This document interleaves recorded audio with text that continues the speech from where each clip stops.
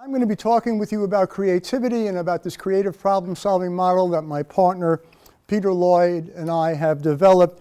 And it's probably going to be different from a lot of stuff that you've seen or heard about creativity and about brainstorming and about all that stuff.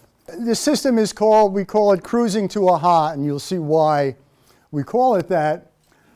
But it's cruising to aha is a new creative problem-solving system that we've designed for individuals and small businesses with limited resources, time and money and manpower.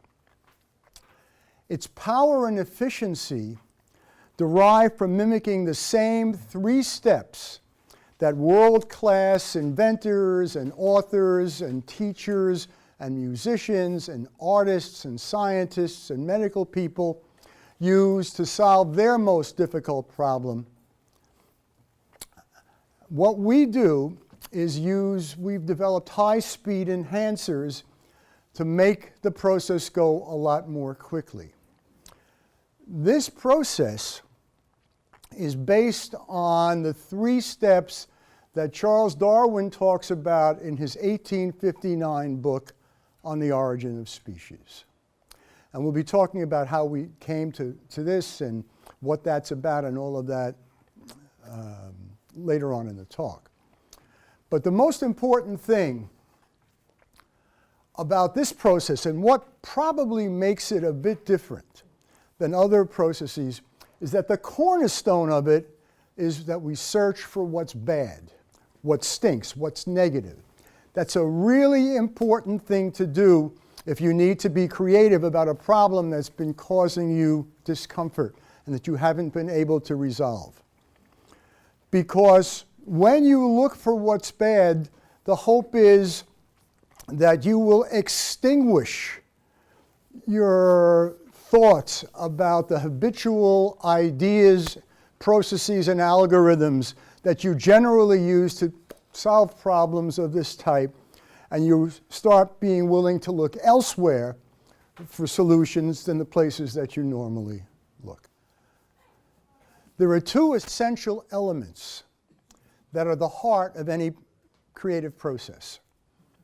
The one we call a bisociative event, and the other one is called a evaluative exercise, and I'd like to explain to you what each of these are.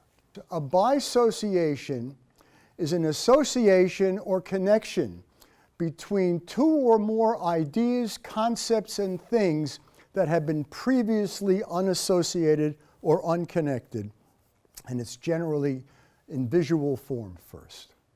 And every creative act has embedded in it, in some way, shape, or form, a bisociative event. The ability to take 2 things that are unrelated and blend them to create a new thing that resolves some previously unresolved issue. So the next thing is what we call evaluative exercise. Your creativity is determined by your ability to find value in things that other people don't find value.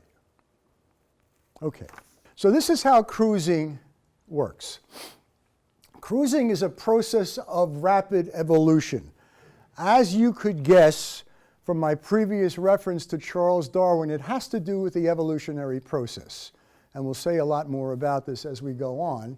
And we've developed these high-speed catalysts to speed each of the 3 steps up, and also to get around the mental roadblocks that are associated with trying to solve a problem that has been difficult. Now, what we do in this process, if you look at number 4, is we use individual creative process, not a group process, and everyone participates in the problem solver's individual process.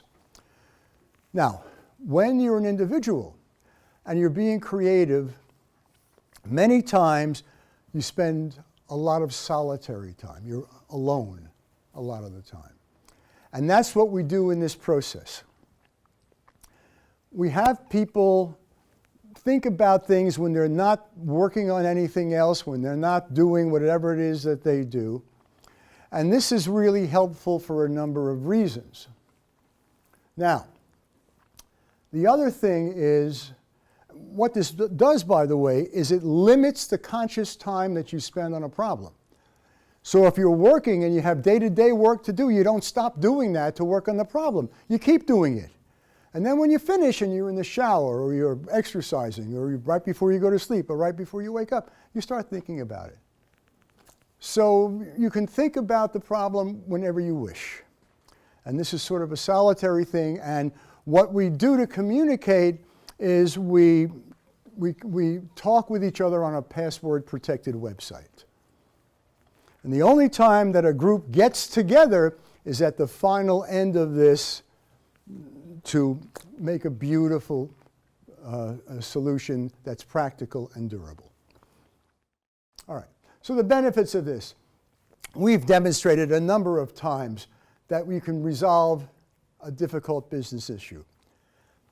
Your work is solitary and it's done at your convenience. And we don't have large groups with endless meetings doing crazy stuff to be creative. It doesn't cost very much. We don't need very many people.